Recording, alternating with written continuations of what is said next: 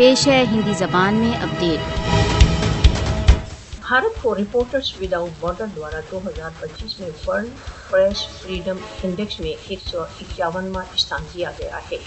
RSF ने भारत की गणना उन देशों में की है जहां पर मीडिया का स्वामित्व राजनीतिक शक्तियों के नियंत्रण में है।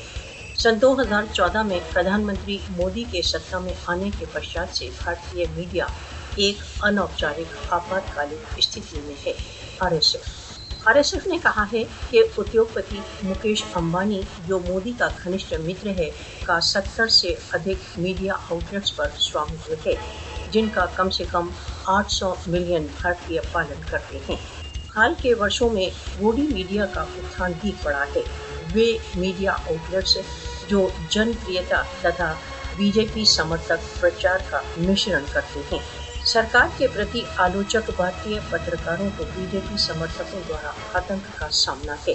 2025 world press freedom index report. Modi तथा उसके पिट्ठू भारत में मुक्त प्रेस का गला घोंटकर अपने अपराधों को नहीं छिपा सकते।